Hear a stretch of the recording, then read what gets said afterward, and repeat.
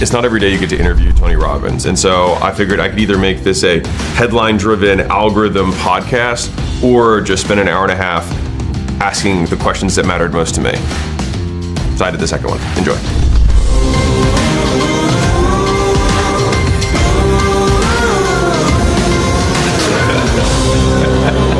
Tony Robbins, strategist to some of the most important people in the world. People that you have seen publicly and probably many more that you haven't seen privately that have impacted your life. And he's both a wealth strategist, but also a life strategist. And so we're talking politicians, royal families, US presidents, Margaret Thatcher, Princess Diana, Andre Agassi, Mike Tyson, just the greats. And he's also published books. He's got 100 plus companies in his portfolio that do north of $7+ billion a year. And as impressive as that is, it's actually 12 billion now. 12 billion. There you go. I was going to say, I was like, I hope this number isn't wrong. I looked all over the internet. Most importantly, at least for me personally, is that you wrote books that changed my life directly. Wow. And in a couple cool ways. So the first is there was an Indian guy who came here to the US 20-something years ago, and he was working as a janitor, and he had such a thick accent that they said, you're never going to get employed anywhere, you have to learn how to speak. And he tried to get, how to get rid of an Indian accent tapes, and those didn't really exist. And so they were like, well, you can check out these from the public library, and it was Tony Robbins tapes. And so he would just mop the floors listening to Awake the Giant Within. Yes. Awake the Sleeper Chief. Sorry, I'm messing up. Personal power, probably, yeah. Thank you. Yes. And so he's mopping the floors and he's doing it. And that man then started a software company, scaled that, sold it, started another company, sold that for $3.4 billion, did another company, took that from $200 to $1.2 billion. And I met him right around that time, and he's my partner at acquisition.com. Wow. And so beautiful. That's the first impact. What's his name? Sharon Srivatsa. Please give him my best. That's awesome. I will. He would be here if he didn't have to. Oh, he's the man. The second direct impact is that there was a girl in Michigan who was 100 pounds overweight, had just been arrested 6 times, just in the first couple years of college, and then was like, I need to change my life, and started listening to your tapes and reading your books, lost 100 pounds, competed in a fitness competition, and then got into business, built a whole roster of clients for herself, and that's when I met my wife. Oh, that makes me the most happy. Yeah. Congratulations. The one that most significantly impacted. Well, that's the most important person in your life, of course. That's wonderful. And then the third was me, obviously. And my actually entry into your world was Money Master the Game. That was the book that got me. And so for that reason, I want to say thank you for just everything you do. Well, thank you for all the kind words. I really appreciate it. I actually had like 5 words written down for this whole podcast. Okay. And I tried to compress a bunch of questions into just the most succinct thing that was actually top of mind for me that I know will be top of mind for many of the business owners in my audience. So I have probably 60% business owner audience. A third of them are doing over $1 million a year. We also have people who are just getting started, but a lot of people are predominantly business. There's my brothers and sisters out there. Yours and mine, right? In the game. We all get the same game. Bet on yourself and grow, right? Find a way to give. Yes. And so the first one was, how do you see the dichotomy between duty and enjoyment as it relates to the impact that you want to make with the business that you have? Well, it's interesting. Words are tricky. They can produce emotions, and sometimes we pick up words because the people are around. Sure. I used to play poker with a group of guys when I was in like 19, 20, 21, and they were older than I was, and they were all married except one, and I was surprised to see one day, one of them guys, I knew he loved his wife so much, but 2 of the other guys always were talking about their wives, like I had to go back to the old ball and chain, And one day, and I couldn't help see it, it was like I was a witness of it because I was always sensitive to this. And the guy that really loves his wife, out of habit of being around other guys, I'm going on my own ball and chain, right? And the language we use produces emotion. And sometimes we can pick up words and actually pick up emotions. Yeah. Without knowing. It's just like, if somebody yawns, you yawn too, or somebody starts to laugh, you do it. But words are even more powerful. So duty could be a good word, like if you're seeing yourself like a soldier, right? But I don't look at it that way. I look at it as... like obligation? No, I don't look at obligation as the same thing. Okay. No, it's okay, but I say this because I saw this in some of your language, and I don't know if this is helpful to you. I don't pretend to coach you in any way. But For me at least, I can tell you, I look at it as opportunity. I don't feel a sense of duty. I feel a sense of joy in being able to contribute. To me, contribution is what we're made for. Like, it's not hard to meet your own needs as a human being, right? It's not that difficult today in the world we're in today. But to have a fulfilling life, you have to have something you care about more than yourself. And so if you get into business just to make money, and there's nothing wrong with that, those people usually, you know, even if they succeed, they hit a limit of fulfillment because the economic returns only produce so much. So I don't look at duty and enjoyment. I look at it as more like it's all enjoyment, because contribution is the ultimate enjoyment for me. I mean, I get into business for impact, and economics are second. If I have enough impact, you'll never have to worry about economics in your life. And I found that to be true in my own life. So I don't look at it quite that way. I look at it also, though, that if you think you're going to really enjoy your life and not do anything, I think you're deluded, because you'll wake up one day, because the only thing that makes us feel alive is growth. You know, when you grow, then you have something to give. And when you give, then your life is more meaningful than just, you know, pleasure. You can give yourself pleasure by, you know, money, food, alcohol, sex, whatever it is, you know, but it's never going to be the same as when you have something that's larger than you that you're called to. It's so like, I hate the word motivation because I've never been a motivator, but people use the word. So I'll say, well, there's two types of motivation if you don't think of it that way. There's push motivation, which is, let's say, duty, or I've got to do this, or I have to do, or obligation, right? Or just, I'm going to make this happen. And look, brother, you have a huge amount of willpower. It's pretty obvious by what you've accomplished. I have tremendous respect for you. And I do too.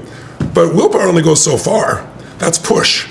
Pull motivation is where there's something out there that you want to serve more than yourself, that'll get you up early, keep you up late. And it isn't hard. It isn't duty. It is like what I'm made for.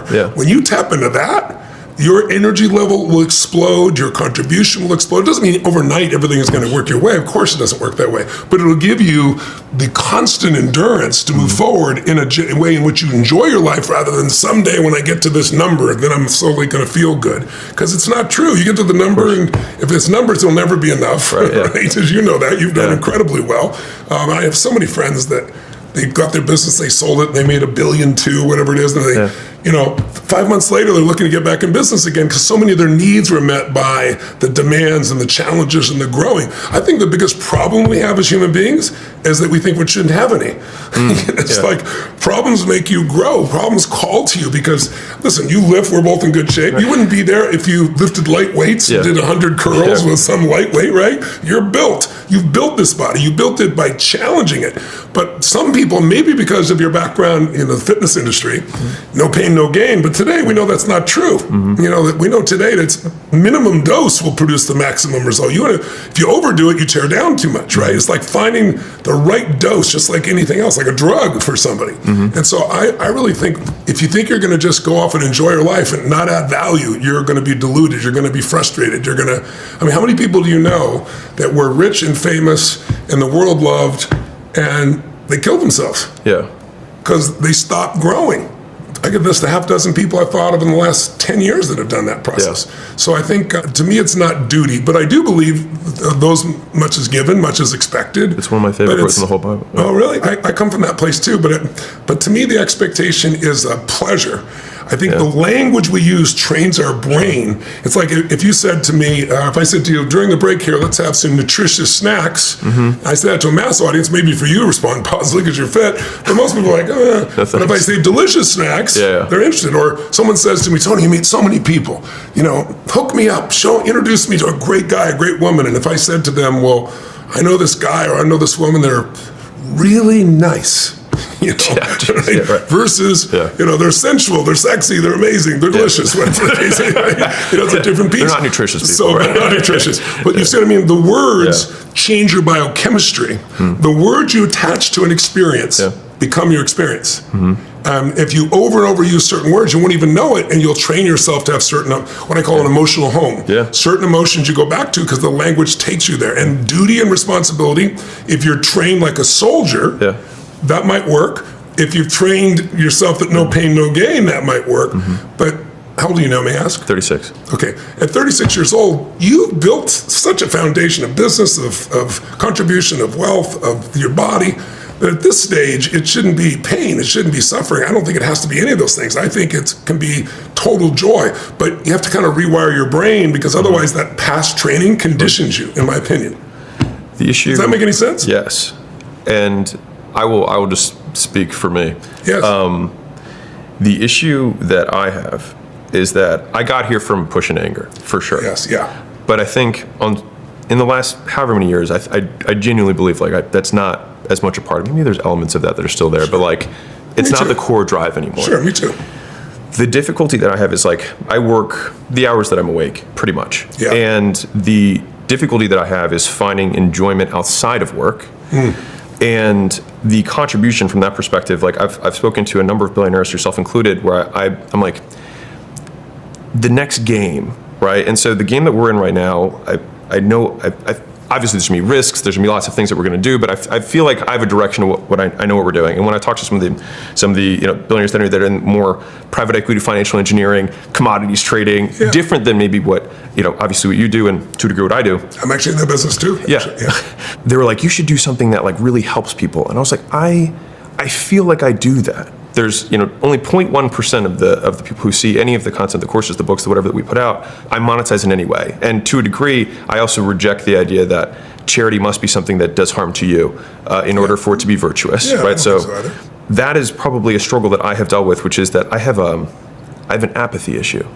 I'll tell you a microcosm of this is when I got in the fitness industry, I got into it because fitness was the only thing I was really into. And so I was like, well, I'll do something I love because I was a management consultant. I was like, well, this sucks. I'm gonna do something I love. And then as soon as I got into the business of fitness, I realized that the vast majority of my day had nothing to do with fitness at all. And it was like billing and membership sales and like all this other stuff. And when I started getting the testimonials coming in of these people who were going through our process, losing weight, getting off medications, whatever, maybe the first couple of months it felt like something. But then on like the 100th and the 1000th, I was like, well, yeah, of course you stopped, you moved better and you stopped eating shit and it worked out, like it's not, basically the magic was gone for me. Yeah, I understand. And so to the same degree, I would say it has occurred within what I do today, but I don't even feel in some ways that I am driven. I do this because I don't know what else to do. It's like, this is the only thing I'm good at. Yeah. And so I do what I've been rewarded for doing. The biggest thing selfishly that I was like really, or I am, looking forward to, is I'm trying to navigate that. I understand. So it's almost, you got a set point on your fulfillment and you're not going beyond it. Yes. When I was 20, I got obsessed with positive psychology. I had a trunk of books, and every single one of them was self-help, things like this, early on, before I had a business, any of that stuff. And I got to a point where I realized I had read all the books and my life hadn't changed. Yep. And it felt very hopeless for me because my subjective well-being was the same. And so I came up with a mantra for myself, which you might laugh at, which was fuck happiness. Because I felt so rejected by the notion, because I felt so unattainable for me. And so what I replaced it with was I will be useful. That's great. A meaningful life is a very useful life, right? And that's basically what I've oriented my entire life around, was like, that's why duty for me feels meaningful, because it's like, well, I might not enjoy this whole ride, but like everyone else can get stuff out of it. And so that's the struggle that I have, because like I'm okay with that. You're okay with it, but you're torn by it, my friend. Yes. No, agreed. It's pretty obvious, right? I will accept that. I understand. You'll accept that. Yes. But would you accept anything else in your other businesses? Would you accept something that's mediocre compared to what you're capable of? Of course, yeah. Okay, so I'll give you my 2 cents, which is all it's worth. Unless you stay emotionally, the guys, the astronauts, I got to interview several of them, right? Think of that. They went out and they competed. They wanted to be an astronaut, right? And you had a version of that. If I want to be a business owner, whatever it was you had, right? And they beat everybody, right? Tens of thousands of people. They got down to 100, down to 25, down to 6, down to the guys that go to the moon, right? And they get a rocket that's built by the cheapest bidder put together on their back. Yeah. And they shot them out into the moon with technology that's far less than it's on your phone right now. Yeah. And they walk on the moon. They look back and see that image. You and I have seen that they took blue-green of the Earth, but that was them seeing it. And they make it back and survive. They splash down. They have a ticker tape parade. They shake the president's hand. Now, what the fuck do you do after you've walked on the moon for adventure? Yeah, right. I guess like you're 35 and you walked on the moon. What do you do? And most of them became alcoholics and drug addicted. Yeah. And the reason is they forgot how to find that joy or that adventure in a smile. And so you have trained yourself to be pain equals success, and success has a certain amount of value, but fuck happiness. You have literally hypnotized yourself into missing it because you weren't feeling fulfilled. So the idea that these people keep telling you, I would tell you is true, and I'll just give my own experience. We're not the same person, but maybe it'll be instructive. I don't know. So, I don't know, maybe 10 years I found myself at a place where it's like, I love my life. I couldn't be more fulfilled than this. I have the most incredible wife. I have the most incredible kids. You know, I want to be an athlete and to make it. Right behind you, I have like 6 national championship rings from different teams that I own or that I help to coach and turn around. I'm working with the greatest athletes in the world, the greatest business people in the world. I'm having fun. I've got homes all over the world. There's nothing what else could make me fulfilled? I mean, this is it. I can't be any more, and I'm not complaining. Yeah. But then there's some part of me, like you, that was hungry for more still. You wouldn't be asking me that question unless there was part of you that wants a hunger for something called happiness or wants something besides just duty, or you wouldn't ask me. Mm-hmm. So, and I'm not telling you I have the answer, but I'll tell you what it was for me. It's like the same these people told you is me. I've always was contributing the same as you. I've been doing it since very little. Yeah. But I started saying, you know what I'm going to do? I want to do some moonshots in that area. I know how to scale businesses. I've grown businesses from nothing up to 12 billion. It's like in those days it was like 4 billion. Like, what would really get me going? And at that point, I'd been feeding people since I was a kid. When I was 11 years old, we had no food on Thanksgiving. Somebody came, delivered food, changed my life. It made me believe strangers care, so I cared about strangers. And I started 2 families, 4 families. I got to 1 million, 4 million. So about this point, I've been feeding people for 37 years. So I called my foundation, how many people have I fed in my lifetime? And they said 42 million. And I was like, wow, that's pretty awesome. But I had no association to it. Yeah. I felt good about it, but I was doing it, all these different ways. I was like, there's so much pain out there. Yeah. I'm going to feed 1 billion people in the next 10 years. It took 37 years to do 42 billion. I started out by saying, well, what if I did as many people I've done in my lifetime in the next 10 years? What if I did as many people in a lifetime in 1 year? And then I was like, what if we did 100 million people in a year? What if we did 100 million people in a year for 10 years and fed 1 billion meals right here in the United States? And I got so ignited by that, Alex, that it was more than, it wasn't money, it wasn't business, it wasn't success, it wasn't, okay, there's a system. It was like, I have to rip apart. If it took me 37 years to do 42 million, to go to 1 billion is going to require me to think differently, come up with strategy different, be different, and to think of 1 billion lives. That number somehow brought a different level of life. It's kind of like Kennedy saying, we're going to go in this decade and we're going to land on the moon and bring a man back to the earth. And all the guys at NASA are like, bullshit, right? This is not going to happen, right? We don't have technology to do it. I don't care. This is what we're going to do. There's something about building a moonshot for contribution outside even what you've done in business. And I did it. I said I'd do it in 10 years. I did it in 8 years. So then I finished that and was like, I'm traveling around the world. You see people starving. It's just trying to do what you're going to do. It's like, no, I need something bigger. So I was in the UAE, and I had a lunch with MBZ, is the head of the country, brilliant man. And he calls me the next day and goes, I want to have lunch with you again. I'm like, that's cool. I'm happy to do that, right? So I come sit down with him, and he goes, I brought you lunch today because there's 2 people feeding the most people on earth, and they should know each other. So he introduced me to Governor Beasley, who ran the World Food Program for the UN, right? So I said, well, I think he's doing more than me, he said. And so we talked. He later won the Nobel Prize, but we stayed in relationship. And because of our relationship, he got so frustrated with the bureaucracy of the UN that one day he said, Tony, I'm going to leave the UN. Because during his 5 years, we went from 80 million people at verge of starvation to 385 million people. I mean, just think of those numbers. You can think of them as, if you just think of as numbers, it doesn't, but if you follow like one child starving, it'll change that system to something more ethereal. It's like watching a movie. Watch a movie about war, it's too much. When you follow one person and what they go through, you feel it. So I got associated with that, and I said to him, what if we create a strike force team? If you're going to leave, how many meals would it take to feed everybody in the world for 10 years that need it, where it would give us time to build a sustainable solution? Because you can't keep doing the same crap, right? And he goes, Tony, I don't know, 40, 50, 60 billion meals? I said, let's do a 100 billion meal challenge. I said, I did 1 billion meals. When I started, I wasn't a billionaire. I've been blessed, obviously, since that time. You do great work. If you bless others, you'll be blessed, right? I wasn't doing it for that reason. It just came about. So I said, well, there's got to be 90 and more guys like me right, in the world. There's 3,000 billionaires or owners of companies or countries that'll do this. So we did this 100 billion meal challenge, and we went to Forbes 400, and I thought, we're going to get 50 of these guys, right? The richest people in the world. 4 people stood up. 4. I'm like, this is not working. We got to do something different. But I won't bore you with all the details. The strategy, the thought process, and what kept me going though is it's not just having this unreasonable goal, it's having strong enough emotional reasons. And I got in these environments where people are starving. I got in the Sudan, there were 1 million people cut off by the rebels there, and they were starving them out. This is just this last year. And the UN sent all these food people in, and they killed the drivers and took the food. MBS, not MBZ, MBS from Saudi Arabia, cares deeply. He tried to provide things. They killed everybody.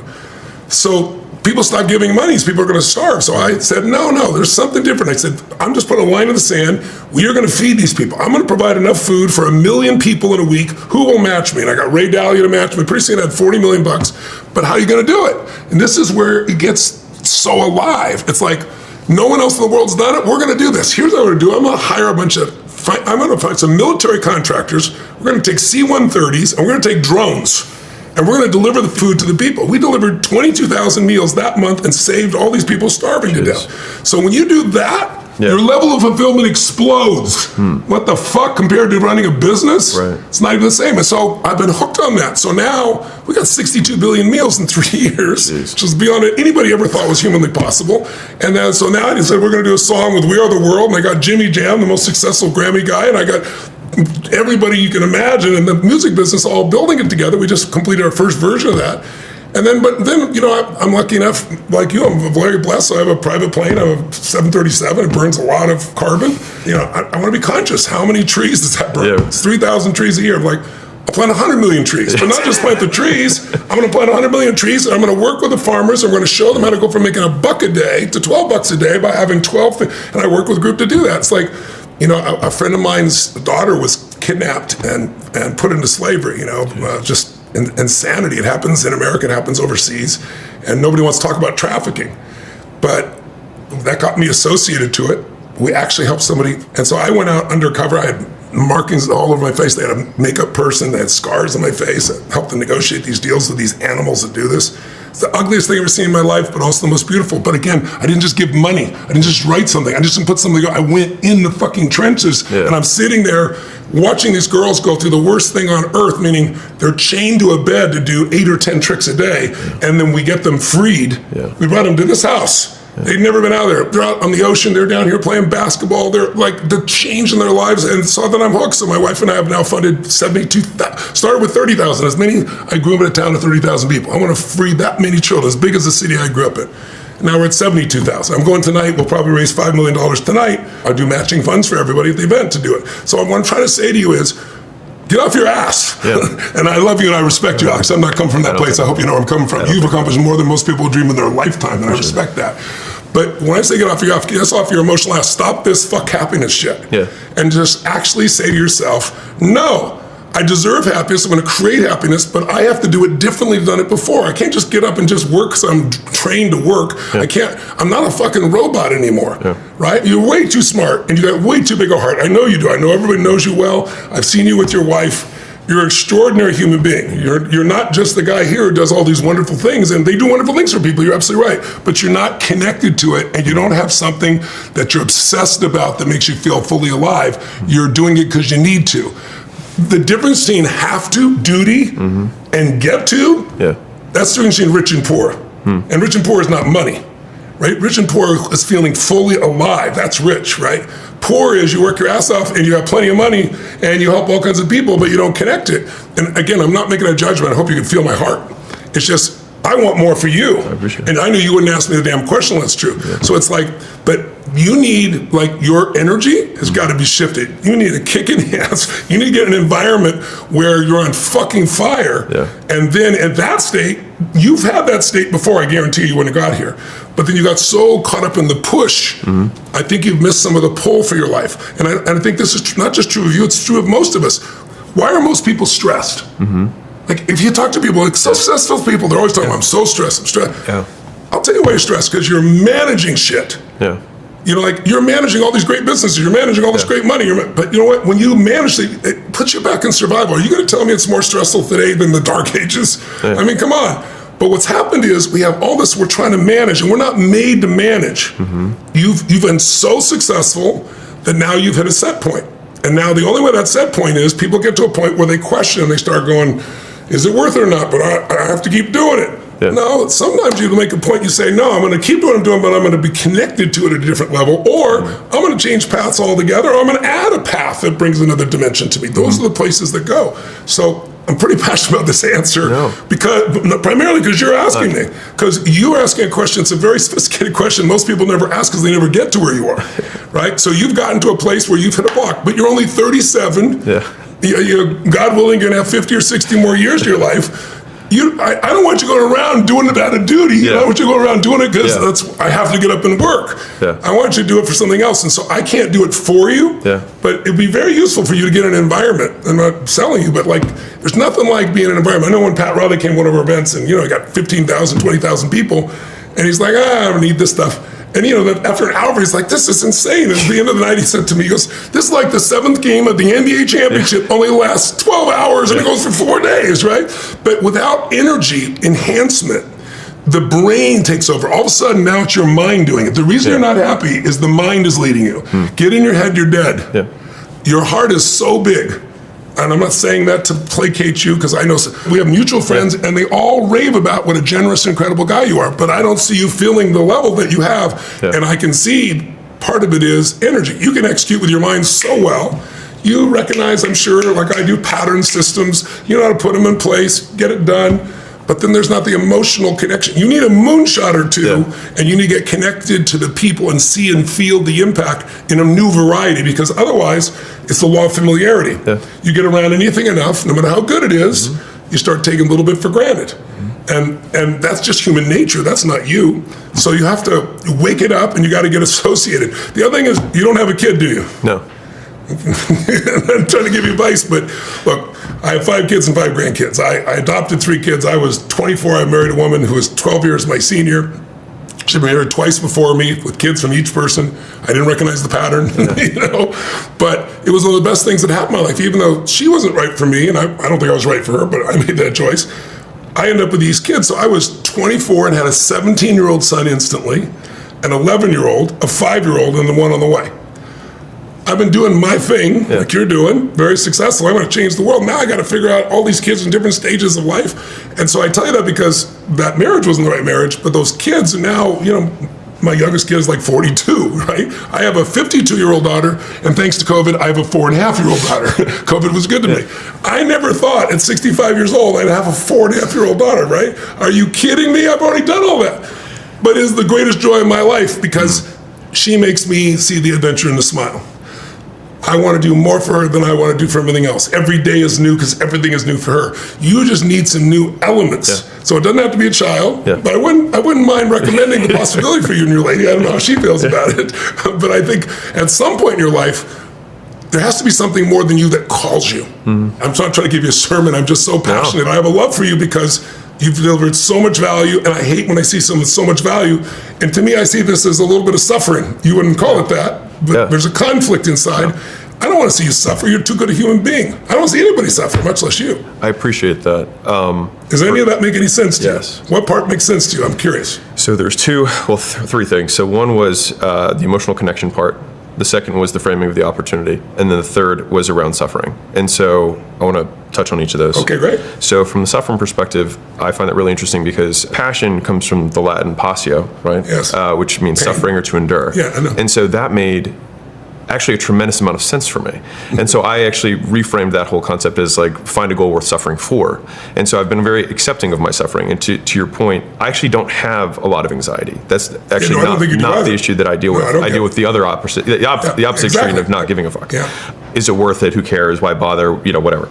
So that was on the suffering piece. But before you do that, can I give you feedback? Please, if I may. Again, I'm not pretending to have the answer for you, but I'm just giving my 2 cents. You're asking me, right? Because I want to see more of that smile that I see in you right now. Okay, this is wide open. This is the real you right here, by the way. But what happened is you're so in your head. So even think of what you did, like a goal worth suffering for. Fuck that. I mean, I don't have goals that I'm worth suffering for. No, don't get me wrong. Every day is not like pure bliss. Yeah. And there's lots of things that I don't love to do that I need to do to succeed, or I got to deal with. That's part of life. But pain is part of life. Suffering's an option. You've heard that phrase, but it's a fact. It's not just a phrase. That's why you've heard that shit so more. But when you make it your goal to find a goal worth suffering for, you're going to suffer. Right? And so it's in your language. I got my wish. And you got your wish. And what's happened is this part of you is so strong, brother. This part of you is too, but this is the lead right now. Sure. If you change the lead to here by that sense of connection and everything else, and get the hell out of your head, because your brain is always going to reduce things. It's like your brain will never make you happy. That's the problem. It won't even allow you to enjoy an apple. You go, is it organic? It's like your brain is analyzing so much. You got so stuck up here that you're missing this magnificent human being that I see in front of me here.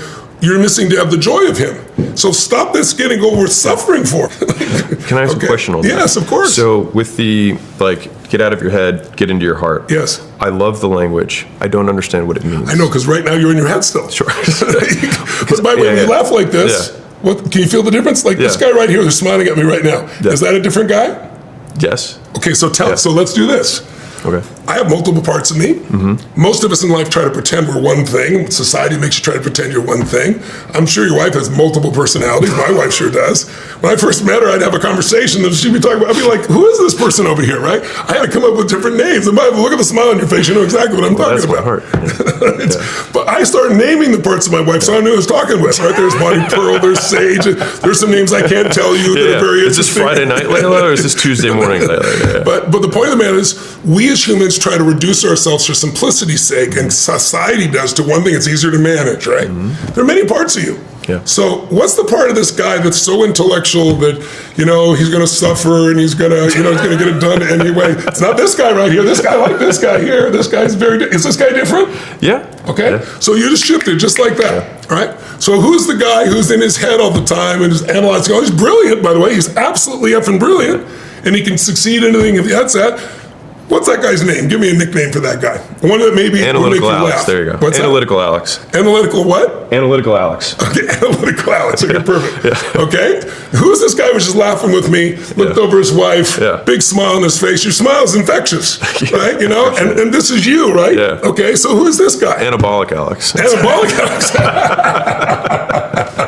So Anabolic Alex has so much life in him. Can you feel it? Okay, so you what happens is, think about a relationship. I'll try it that way. Most people get in a relationship and I always tell people, the secret to a relationship, 80% of having a great lasting relationship or an intimate relationship is selection.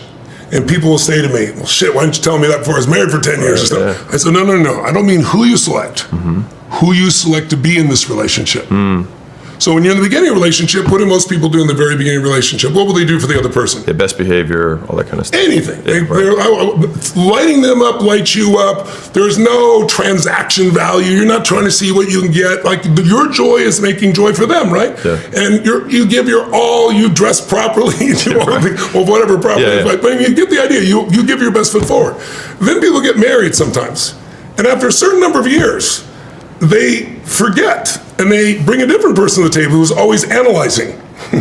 Like, what did you do versus what I do? And they're measuring. That's a transaction. No one wants to be part of a transaction in an intimate relationship. And when you ever do a transaction, it's not fair anyway, because in a relationship, it's like a team sport. You're climbing a mountain. Who's leading and who's following changes as you're climbing. If you're climbing a big mountain, right? And you can't lead the whole damn time. You'd love to, but you can't. You got to switch off, right, to make things work. So it's like, which part of you select to do business with? Which part of you is going to run your business? And so many of your viewers, I see people different than you.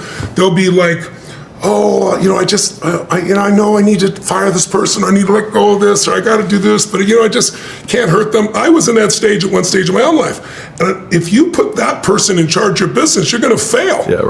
Right? Because you're going to be taking care of this person and hurting your platinum players, right? You're hurting your clients, right? So it's like, we all have to pick the person we're going to be and be conscious of that. And in your case, my friend, it's not so you can succeed, because this will make you succeed. I have a strong one here too. But if I let this thing take over, I would be bored shitless. I would be like, okay, I got 5 sports teams, and I got $1 billion, and I got this business, that business, and everybody tells me every day I'm the greatest thing in their life, and I changed their life, and I got 5 kids, and like, where's the meaning in my life? Yeah. That's what the brain does, because the brain reduces everything and compares it, whereas the heart magnifies everything. It takes the little things that makes them bigger. What made you attracted to your wife when you first met her? If you've watched this video up to this point, I genuinely appreciate you for taking the time to stay with us. It tells me something about you. You are serious about your personal growth, committed to learning, and willing to invest your time in becoming better. I hope you are getting real value from this conversation between Alex Hormozi and Tony Robbins. If you are, take a moment to like this video and subscribe to the channel. It helps YouTube algorithm recommend this content to more people who are also looking for knowledge, growth, and practical wisdom to improve. By the way, who's this guy right here? Anabolic Alex. Right? The honest truth was that I once I met her, I didn't want to not be with her. Yes, why? What qualities about her did you not want to be without? I think she let me be me. Yeah, she loved you for being you. Yeah, she just never tried to change me, and I think that was what was so unique. That's quite miraculous. I'm fortunate to have the same thing. I found that Sage loved me not because I was Tony Robbins, she just loved me. I never experienced that before, right? So, and what else about her besides the fact that she loved you unconditionally? She also loved the same stuff that I loved. Yes. And so when we talked, we just wouldn't stop. And I feel like it has been one very long conversation. We spent two weekends apart since the day we met. Wow, that's beautiful. Like not in literally the same place. Does she bring out analytical Alex or anabolic Alex? We work together, so she sees both sides. I'm not asking that. I'm saying, which one can she bring out if she wants? She can bring out whoever she wants. That's right. That's her power, right? Yeah. But who does she want more? Oh, she for sure wants anabolic. Yes, of course. Because look at this man before me.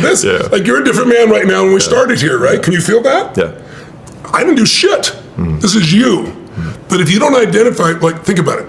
The strongest force in the human personality for any human being, you, me, doesn't matter. The strongest force is that we need to stay consistent with the way we identify ourselves, right?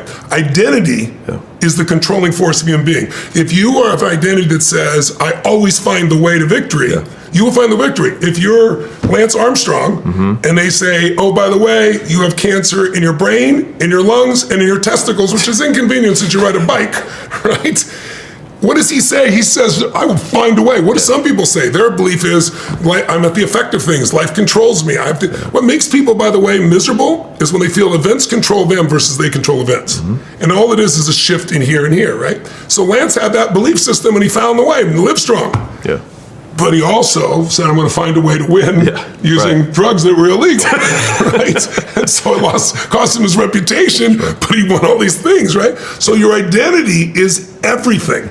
And so you have to be careful because very often in life, we identify to who we were a while ago. Like if I asked someone in an event to do something, they go, I'm not that kind of person. Well, when did you decide what kind of person you were? 5 years ago, 10 years ago, 20 years ago, 30 years ago? Would you use a phone from 10 years ago? You'd be an idiot. Why would you use the same old identity? I'm not saying get rid of it, I'm saying let's expand it. And in you, I don't have to teach you shit. You've done everything you do. But what I could offer you is conscious choice to find anabolic Alex. Look, you've already mentioned it there, and put him in charge. Your level of happiness go, and then stop your hypnosis. You hypnotize yourself a long time. It's time to transcend. Transcend means end the trance. Whatever you say to yourself over and over again, people, you tell a lie big enough, loud enough, long enough, sooner or later people believe you. You've told yourself a lie, fuck happiness. No, fuck suffering. That's you gotta be your new one, fuck suffering. Like, I wanna engage enjoyment. It's not my duty, it's my gift. It's my honor, it's my opportunity. It's grace that has put me in this point of my life. Think of all the other people you've met. You and I both have busted our ass. We wouldn't be here with that. But we've also had grace in our life. Your woman is grace in your life. My woman is grace in my life. I always say, listen, I got my wife because of karma. I have helped tens of millions of people worldwide, and that was my reward right there, right? And that makes me smile like you're smiling right now because I really believe it's true. So it's like, those little shifts, I teach something called transformational vocabulary. It's one of the simplest things in the world. I was in a meeting when I was probably younger than you. I was probably 32. And I was two other partners who were very wealthy, super successful, one worth $1 billion, another one very, very close to it, but very different personalities. And three of us were partners in a certain deal. And I won't bore you with the details, but I'll give you the core. The core was, we went in negotiation, and I'm an open book, as you can probably tell. I don't claim to be right about everything, but I'm going to share what I believe, right? Certain areas I know, just like you know, right? Because of my life experience. But when negotiation, for me, I was like, F negotiation. Let's just put our cards on the table. I want to be able to do business with somebody who's honest. I want to tell you the whole thing. Let's do something fair, right? But you know, if you go to certain people, if they don't fight for it, they feel like they don't want to do business, right? They want to feel like they beat you, right? So I go on this negotiation, and without telling my partners, I opened the door and I told them the good, the bad, and the ugly, and I said, I think this is a deal that would work. I want a deal that's more than happy for you, because I'm the kind of guy that'll do a deal, and then afterwards I give a person a little bit back, even if they agreed to it. That's how I got partners for 20 or 30 years, because I'm generous, right? So I'm trying to be generous, but if you're trying to be generous with a shark, he'll take your arm, right? So I'm this 32-year-old kid. I'm not realizing you're much more sophisticated at your age than I was at mine, and so I tell the guys all this stuff, thinking, okay, let's come together. Everyone was perfect, but let's pull together. Long term, who cares? As long as we respect each other, love each other, we're going to crush this opportunity, right? And the other side, without giving you all the gory details, takes it, uses it, and tries to manipulate us with leverage to make a deal that was far worse than we should be in. So I'm effing pissed. I am angry as hell. I'm pissed off. I'm frustrated. One of my partners goes apeshit. He's like, I'm furious. He said, I'm enraged. I kill these MFers. And he was so intense that even though I was pissed off, I was like, hey, it's not that bad, right? You know, I'm trying to calm him down. While I'm trying to calm him down, I noticed my other partner, he's not even moved by this thing. Like, he doesn't seem even slightly upset, which almost upset me. You know, like, don't you get it? He's too crazy in my mind. He's not feeling enough. So I said to him, like, aren't you upset? He goes, yeah, aren't you furious? I'm like, calm down. Like, he goes, yeah, I'm a little annoyed. The first one he said, I'm a little annoyed. I said, annoyed? Like, the word annoyed me, right? Don't you understand? That's what they did. And he's like, don't you understand? I'm like, calming him down. In the middle of it all, I couldn't help. I'm a student of behavior, right? So I couldn't help but notice all three of us have had the same problem delivered to us, and all three of us have radically different emotional responses. Okay? Why? And I'm listening, and he's going, I'm enraged, I'm furious, I'll kill the MFers. And I'm thinking, I am so pissed off, I'm pissed as hell, I'm angry. And then I'm hearing him say, I'm annoyed. And I said, annoyed? I mean, that's it? He goes, well, and then he said, I'm a little tinkled. I said, tinkled? What are you talking about, right? And he's going, so in the middle of all this, I thought for a moment, I couldn't help, but I said, you know what, I don't think I've ever seen you really angry. He said, I don't really get that angry. It's very rare. I said, well, what about, he had this deal with this IRS agent came to his house. He's a very wealthy guy, right? And the IRS agent, my guess was, you know, threatened by or upset by the level of wealth he had. And so he did some things that he eventually won. It took him 5 years to get his money back. He fought the IRS and won, which is pretty rare, right? But during those 5 years, it was brutal, you know, by anybody looking on the outside. It said, you're going to tell me you were annoyed with that? He goes, no, I was peeved. Like, peeved, right? And then I asked him something really interesting. I said, what do you believe about getting angry? And he goes, I believe if you get angry, the other guy wins. You lose, 100%. Right? And I'm like, I never thought of it that way. And this other guy believes if you don't get angry, when I get angry, I get powerful. And I thought, when I get angry, I get sharp, right? But I also thought, when I'm really happy, I get sharp. And it changed me. I started saying, okay, I call it transformational vocabulary because the words you attach to your experience, as I said, become your experience. My mother would call me one time, I'm old enough, you're probably not old enough, before we had cell phones, you know, we had these little recorder calls, you know, it was like on a reel-to-reel, and you called in and got your calls. Well, I went to England and Europe for about, I don't know, 2 weeks, and I gave my staff the time off. They've been working their tail off. So my mom calls every day and leaves a message, doesn't get a call back, and when I called from England, the little beep thing wouldn't translate, so I didn't know it was on there, I didn't know I was upset. I come home, and there are 10 days worth of messages, and every single message she says, I am humiliated. This is humiliating. My son is not the president of the United States. It's the most humiliating experience of my life. And as I'm listening to this going, my mom is always humiliated. Do you know why? If there's a funnel of experience and it's painful, he's going annoyed, peeved, I'm going pissed off, and he's going, I'm going to kill him, right? Yeah. My mom always uses the word for anything uncomfortable for humiliated, so she's always humiliated. So like, I'm never depressed. I was so depressed when I got chased out of my house and I had no money in my background. I lived in this place of depression, and I remember reading this book by Claudine Bristol. It's called The Magic of Believing. And I read the book, and it talked about how to condition your mind. And one of the things I did, I wrote on soap on the mirror, I wrote, only a loser is depressed, which isn't true. You can be a winner and be depressed and feel that way. But I knew I wasn't a loser. That was my leverage. Yeah. And I literally took the word depression out of my vocabulary. I've never used it again. I felt down. I felt pissed off. I felt frustrated. I felt sad. I felt overwhelmed in moments. But I've never felt depressed, because when I was depressed, I got to the point where I was questioning whether it's worth it all. You know what I mean? And so your words shape your psychology.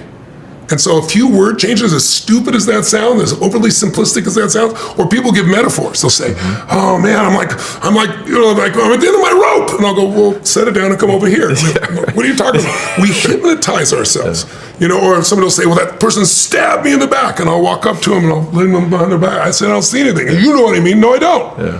Well, they betrayed me. Well, what did they do? And you dig in, they go, they told someone else something they said they wouldn't tell them. Right. But the words escalated the emotion. And once they're there as a metaphor or as words, they control us. I invite every business person to notice this. I remember, I decided to get a divorce when I was 39 years old. And I didn't want to have a divorce. I had 4 fathers. I was going to stay no matter what. Duty, all those things. That was things that were going for me, right? And then I remember going to my friend Peter Goober, and I was like, I don't know. I can't imagine doing this. And then I said, I'm going to give her more than half, and then I want to take care of her. But we're the whole part of starting over again, starting over. And he grabbed me by the arm and he goes, "I'm going to teach you what you've taught me for the last 10 years. He goes, "You are not starting over. That language is putting you in this place." He said, "You couldn't possibly start over." He said, "You could take everything from you. No one can take the man you've become, the knowledge you have, the skill you have, the relationships you have, all those things. But starting over was my trance for being in pain. And when I stopped doing that, it's like, no, I'm starting fresh." I know that sounds simplistic, but linguistics change how the brain functions. And so part of yours is some simple linguistics, but the other part is state. Because anabolic Alex, I got to understand, look, he shows up, all we got to do. So all you got to do is saying, "It's time for anabolic Alex here," and then a moonshot that's going to wake you up and then get emotionally associated. Like if I just provided all this, when I first fed people, I would go there in a t-shirt and jeans, not so they acknowledge me, but so I could see and feel the impact, as opposed to I wrote a check or I did some good work or they did it. The more connected you are, and that once you get in the habit of that, like people say to me all the time, doesn't it get old? People come to you 10, 15 times a day and tell you, "You changed my life." No, it's one of the things I enjoy most besides my family. But it's because I've trained myself never to take it for granted. Right? Is that helpful at all? Yes. Okay. From the stay in anabolic Alex when you ask me. Do your best to ask me a question about anabolic because you go back to your brain. So I'm happy you got a very smart brain. We can use him too. But let's try with anabolic Alex as you ask. So in order to create the emotional connection, because that is like the thing that I probably have struggled the most from, but I think it's made me disproportionately successful from a business perspective because I can make good calls, right? Yeah. But I remember the first time I wrote $1 million check and then multiple $1 million checks to charities, and I was just like, okay, I feel a couple $1 million poorer. That's about it. Because you're not emotionally associated anyway. Zero. But I did the tours of the school, and I was like, I'm glad that this all, you haven't found the thing. Just contribution for contribution is not what I'm talking about. And this is where I wanted to get. So my last little word of the ones, we covered most of them, was opportunity. Yes. And so I think the question that I have is, you have unlimited opportunities. Yeah. More opportunities than you can sink your teeth into. Yeah. How do you go through opportunity selection and balancing your kind of achievement brain outcomes and your philanthropic impact feeding families outcomes? Yeah. I look at opportunities first, on a business perspective. Yeah. I look at opportunities first to see, do I have passion for what it's about? Is it something that I would do for free if I felt it was really successful, that it felt fulfilling, it felt alive, it felt it was worth doing, right? Is there a mission behind it? Is it selling widgets? I have no interest, right? Second thing I look for is, who are the people? I want people I'm going to enjoy being with. Like, I would enjoy being with you in spite of this conversation sounding like I wouldn't, because I bring out more anabolic Alex. I bet your wife brings out more anabolic Alex, right? So I'm trying to make sure, if I was doing business with you, I'd make sure this guy was present, right? But I look at the people and I look at their heart and soul, what's driving them, and I also look at their skill, because you need both, right? So if somebody's got a track record, someone's negotiating with me right now on a really large project, and if the project made no money, I would probably do the project as long as I organize it so I can have the kind of reward for my time and my energy, because the project has such reach, global reach, on a very deep level. I'm very connected to it, and this person's built a business and went to $2 billion, so they got a great track record. It's not me caring at all, but together 1 + 1 could equal 5, not 2. So a deal like that gets my attention, because most of the money I make I give away at this stage of my life anyway, right? It's like there's, I'm not hurt for any capital. Yeah. I know there's no toy that I'm looking for, and it never drove me anyway. So for me, it's like, if it's got enough juice in it here, with the people I'm going to enjoy being with, and it's got enough juice in terms of the impact, and then it has track record of the person likely to help get there, so it isn't all my back. The two of us are adding some value together. It's about added value. Then I'm in. And it's like, let's rock this thing. Let's make it happen. Let's have some fun. See, mine is let's have some fun, not let's do the duty, right? That's like, I'm going to learn, we're going to grow, we're going to expand different things, we're going to touch lives, we're going to have these things. So those are my core criteria, and I'm not always right. But one thing I will tell you that I've done in business, because I've made some poor choices in the early days on business partners. Everybody's selling when you're going to business partnership, right? And it's like going on a date, so it's like you can get sold, and the question is not, can they do the job, will they do the job well long term, is the right team fit? Like, they're deeper questions. But I now, when I have so many business deals, the first thing I do early on, I just had this happen recently with somebody's, I own a large power plant, a 1.3 gigawatt power plant. I'm converting it to hydrogen. So it's in West Virginia. Dean told me about this, yeah. Yeah, so it's a great project. But I have some people involved that shouldn't have been involved, and so I had some new people come on board, and what I do now is I go, they sold me. I was actually liking them. I felt the vision was great. They seemed to have the track record. Everything seemed lined up. And I said, look, what I always do in any new partnership is I have everybody check me out legally. I want you to check out everything online, hire a private detective you want, know everything about me, and you can ask me any question you want. But I want to do the same with you, because that's how I know when I'm starting. Now, by the way, though, nothing I hear will I take as true, because it's not true, but I'll bring it to you and we can discuss it. And then you and I can tell, most people have you and I have large bullshit meters, right? We can tell when something's bullshit. Yeah. It's a perfect example. And this guy, we had a deal worth, 10 figures plus, looked really good, ghosted us, ghosted us. Because and then I uncovered 3 or 4 things he'd done that were not great. And I was like, I just saved myself 3 to 5 years of pain. So I do believe in the practical side, but I'm not even interested in going there unless I can first find these pieces, and unless I believe already there. But I can get fooled, right? I'm not perfect, right? So I have one last question for you, which is the most selfish of all my questions. So you're 36 years old. You have built businesses, and the skill set that you are most proud of is that you're good at helping business owners. Yeah. The only thing I feel emotional connection to is teaching young men how to provide for themselves and their families. That's the only thing that actually, because I know that pain. Yes. So you're connected to it. That's the only thing. Makes sense. And to me, I've built a lot of the business and all that stuff basically around that. But I still don't feel like that massive emotional drive. That being said, what would you have played differently from your 36-year-old self to current that you could kind of pass on to me? Basically, what can I change about my behavior to maximize my enjoyment and size of impact? You have to make an enjoyment a priority, which you've not. You've always gotten your priorities, brother. You're an overachiever. Yeah. But there's 2 skills in life. There's the science of achievement, which you're unbelievably great at, and there's the art of fulfillment, which you're not so great at, by your description. Yeah, agreed. Right? and by the way, notice the language difference. The science of achievement, it's a science. Like you and I both know, if you want to make money, there's a science to it, right? If you want to be fulfilled, though, that's as unique as every human being you're going to meet. And so you haven't found that piece. Now, you gave some clues along the way. Like, why am I so interested in feeding people? Because I'm such a good person? No, because I suffered, right? So I don't want other people to suffer. So I started out of that, but now it's not out of suffering, it's out of joy. You can get started out of the pain, passion does, but you don't have to stay in the pain, right? You've kind of stayed in the pain, even though you've gone past it. But what you just said is, a clue for me is that's the one place I can start to get fully associated to, because I know what it takes to do that, and I know what it feels like to be able to take care of my family. I know the contrast, right? So I would take a look at that and expanding it, but I try to find a way to do it where I had a moonshot, something that's like right now you're a moonshot of that.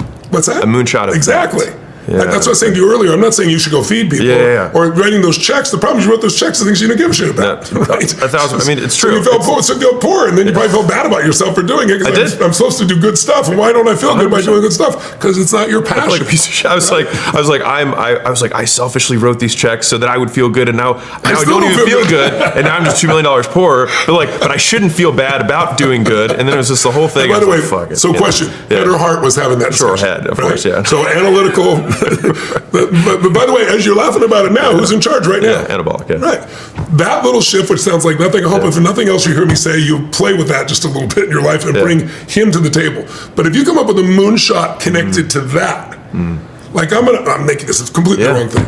I'm going to help 10 million young men who right now think they can't buy a home, they can't do it. Most young people here have been sold this bullshit bill of goods. Inflation's 3%, and I gotta have 24 million to have 4 million, and it's like that's the catastrophizing analytical side. That's assuming that you're not going to have any growth in your assets. And also, when you're 86, which is when that would be 50 years from now, do you really think you're going to spend the same money? What the hell are you going to be buying? You already own multiple homes. You already have those. They've all grown in value. So most young people. They are not involved with free enterprise, as you know, and so that's why they want communism, because they've never been there. I was in USSR when I was 23 years old, and I took a train from Moscow to Siberia with a group of scientists I was brought because of my firewalking, things like that, by their government, and back. I spent 2 weeks there. It made me a capitalist, because every stop we did, there's the same thing in every city. There's a central place where the train stops, and we've been having caviar, and all these Russians are like wealthy on this plane, and they're all supposed to be equal. And then you see people literally 3/4 of a mile around, multiple times, maybe half a mile around, waiting in the freezing cold for half a loaf of bread and milk, right? It's bullshit. But kids today are thinking, it means free bus, free childcare, free. They don't understand. There's no such thing as no free lunch. What life needs you to do is, if you live in a free enterprise system and you're not an owner, you're going to be in pain. You know that. You've built businesses. I tell kids sometimes, I'm like, here's what you gotta understand. If you put $300 aside while you're still living at home and you're 19, and you only invested and threw it all in the S&P 500, you don't know anything about investing, and you stopped investing when you're 27, and you've only put $28,000 in, at 65 you got 1.8 million. God forbid if you keep investing, right? And all the numbers got bigger. You look at people today, they buy an iPhone, and they buy a new one every year. They've been going on since 2007. I looked it up just the other day. I actually made a chart to show a kid, and he was telling me about, there's no way you can succeed. And I said, okay, you've had an iPhone since the beginning. There's been 19 years of iPhones, whatever it's been. It's now, he'd spend 20, I took up the exact dollar amounts for each one, and what the stock was at the same day. If you would have bought the stock versus the iPhone, or just matched it. $22,000 you spend over time, which is gone, or $326,000 you would have. And I'm saying 326 will change your life, but for somebody who has nothing, it sure as hell would, right? But the other part for it is helping people understand that it's like, if I get to be an owner, the whole game changes. Then inflation can be my friend. I don't have to live in this fear I can't have something. So you could bring that to kids, or whatever age, you could bring it to the, you could say, I got to come something, I'm going to take 10 million or a million or whatever would float your boat. And then when you see those kids and you see scale of that, and you see them taking care of their families, and you hear stories about that, I don't think it'll be old for you. What'd you write the checks for? Kids after school care. Okay. And you don't have any kids. So you have no association with that whatsoever, right? Okay, it's like shit. But and I'm not saying write a check. I'm saying go make this happen. Like go. You've done so much. You need to find something there. But you found the thread. But for me, I wrote I wrote 4 books on finance. I never expected to do it. You know why I wrote it? Because I got pissed off in 2008. I've coached Paul Tudor Jones for 24 years, one of the greatest financial traders in the history of the world. Every single day measured what he's doing, coached him through all these pieces. He had the most success in 1987 when the stock market had its biggest percentage drop in history, 20% in a day, and he made 100%. But then it was like the moon. He went to the moon, and then what do you do? And then he broke his leg, and then he dropped, so I had to turn him around. Now, we've been friends. I worked with him all those years. I learned so much from him. But when we got to 2008, and I don't know all of your viewers have been around back that long, but it was much more brutal in some ways than 2020 and COVID, because COVID, they gave people money. There was no money then, right? And I remember being so angry because I knew a small number of people basically almost destroyed the entire economic system, and then I thought they're going to be punished, and we gave them more money. Yeah, so that they could have more money they can't use. That's right, exactly right. So I was incensed. So out of that anger, I said, I don't have all the answers, but I have one thing: I have access. Yeah. So I'm going to interview 50, the book you read, 50 of the smartest individuals on earth who started with nothing. Nobody from the Lucky Sperm Club. They all started from scratch. And I'm going to see, even though they're radically different, what do they have in common? I'm going to write a book that my billionaire clients are going to love, but an average person could do as well.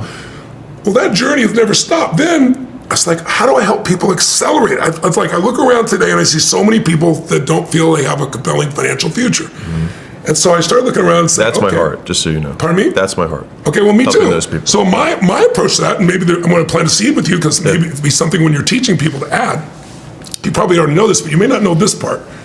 So I'm looking around, and like in the last 39 years, every single stock market in the world, which is where most people put their money besides real estate, right? And if it's their own home, it just barely beats inflation, right, as you well know. Every stock in the world has been beaten by private equity. By average private equity. So I interviewed the top 13 guys in the world, right? Well, the top 13 guys in the world, it's wonderful to interview them, but how are you going to get money in there, right? Because it's like trying to buy an SP3 Ferrari, right? I want to go get one, and they're all pre-sold at $3 million, right? You know, it's like, but if you have one, and if you know the right person, so I got into some of those cool funds, like Vista. Robert Smith he's a genius. He's got $100 billion fund. He's averaged 26% compounded per year for 25 years. It's like, it's unheard of, right? Nobody, but you can't get in, or you might get in. I got in, but I got such a little. It's like, we'll take $100,000. $100,000. But okay, so let's look at this. Let's just do this. Try this for the people at home. In the last 39 years, if you put your money in the S&P 500, it's averaged 9%. Okay. So if you put $1 million in there, at the end of this time, you'd have 28.6 million. If it's 100,000, it'd be 2.86 million, right? Yeah. But if you put in average private equity, it's been every stock market in the world, average private equity, not the guys I'm talking about. Yeah. Average private equity has averaged 15.7% per year around the world. 75% higher per year, compounded year after year. Yeah. You put in that same $1 million, instead of 28 million, you have 293 million. More. 10x. Okay, forget your 3% worries that you're talking about. Screw that shit. Let's take it to 100,000. Then you have, instead of 2.8 million, you have 29 million. Right. Same time. Yeah. Passive investor. Yeah. But then the next thing you got to say to me is, Tony, well, yeah, that's great, Tony, but you can't get access. So that's what I believe too. Like, I had access, but small access. And then I met a guy who had been through my business mastery program for 20 years. He started his business. I was telling my frustration about, I'm only getting these little slivers. They're not enough to change your life, right? I want to get him bigger. And he goes, Tony, I'm going to tell you where I put the majority of my money. This is a very sophisticated investor. And I said, okay, I'm leaning in on this one, right? He goes, there's a company in Houston, Texas. At Houston, Texas, I'm thinking Singapore, London, New York. He goes, off the beaten path, that has mastered something unbelievable. He said, you know the difference in private equity? I said, of course. He goes, what if instead of buying the fund and fighting to get a small piece, you could own the company that owns all the funds and make the 2 and 20 yourself, side by side with the owners? Yeah. I said, you could do that? He goes, there's only a few companies in the world that do it. These guys are brilliant to get what they call general partnership stakes. So you're a limited partner, as you know, if you go and you got a limited amount, you get in there. Yeah. I said, how do you do that? So I went and met with this guy. Turned out he was a graduate of my program, so 20 years ago, started his business with it. It's called Kaz, it's Christopher Zook. And I talked to Christopher, and so I put some money in with him. And the next thing I know, I got ownership in Vista. I got a little slice of Vista, right? I'm getting the 2 and 20. So I have 95 of those companies now that I have a piece of. It is nothing but a cash machine beyond our wildest dreams. I get to work with the smartest people in the world. They're working all night, and I'm right beside them earning without working all night on those pieces, right? And now the same thing with sports teams. I worked forever to get my first sports team, the LAFC, and you got to go through they look at a microscope through every part of your body. It's just ridiculous, right? But the rules have changed recently. And now, if you have private equity and the owners don't own other sports teams, there's some technicalities with it. There's a small percentage that you can buy. So I own I owned the Dodgers. When I was growing up, I couldn't be in right field. I couldn't afford a ticket, right? The Dodgers, I owned the Golden State Warriors, I owned the Pittsburgh Penguins, I owned Aston Martin's F1, I owned pieces of all these businesses all through our business. Then I became partners with him and grew that business. When I met him, it was 1.8 billion. That was 4 years ago. Now we're at 11 billion just in AUM in that business. So the opportunity to grow is insane, but here's the problem. You had to be an accredited investor, which means you got $1 million net worth, or a qualified purchaser, 5 million. So your young people are going to go, I can't do that. I wrote this book because I found out, and it just passed 3 weeks ago. The House just passed a new rule. Why should the richest people in the world be the only people who get access to the most effective investments? Don't get me wrong. You got to diversify, but you got to have a significant port here if you get this kind of 10 times return. And so they were smart, because it's like they say, well, you're not sophisticated. Well, some people have $1 million, but they inherited it. They're not sophisticated, or they're a good business person, but they're not a good investor. So a group of people, I was arguing this, and it wasn't me, it finally got resolved. 3 weeks ago, they passed the law. Now the Senate will pick it up in April. And what it says is, you don't have to be a accredited investor to get access anymore. All you got to do is take a test. They're working on what the test is. That's interesting. You study for the test, and now you can put your money and get the same kind of returns as the richest people in the world. And in my case, you can own a piece of those businesses.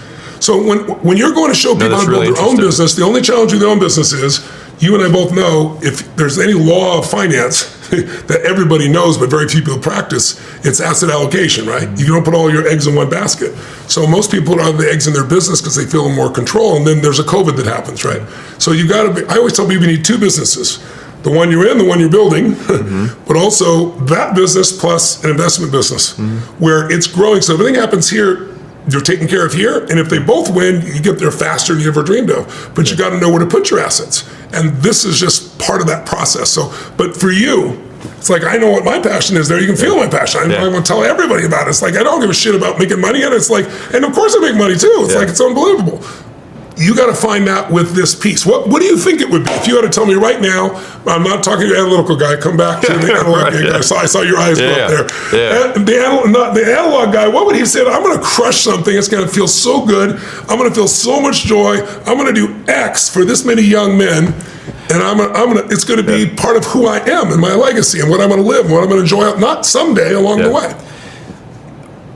To answer the question, I think back to what was the big moment for me? Like, what was the moment where wealth felt achievable? Yes. So for me, it was $100,000 in my bank account. Okay. That was the moment. I wrote about it in my book. Layla and I were on the kitchen counter, and I was like, "Look, babe, we actually did it." And that's awesome. Years I remember that moment too. It's a good number. And it was to this day the richest I've ever felt, and I think it's because it's the largest relative change in wealth I've ever experienced. Because you go from $1 to 100,000, you get 100,000x, and you can't 100,000x 100,000 takes a lot longer than the one. Right. And that. And by the way, once you get the 100,000, your brain expands, right? You see what's possible. It just keeps bigger. And so I think it was because the first time that I was able to go out of survival, and I remember I looked at Layla and I said, we can fuck up for 3.5 years. That's what I was like, we can completely screw up. Overhead at that time. Exactly. 3.5 years. And she's like, yeah, this guy's a winner. Really? All 100 grand for the both of us for 3.5 years? Gee golly. This is after she picks me up from jail for getting a DUI. You know what I mean? Just that's why she's my one. That's awesome.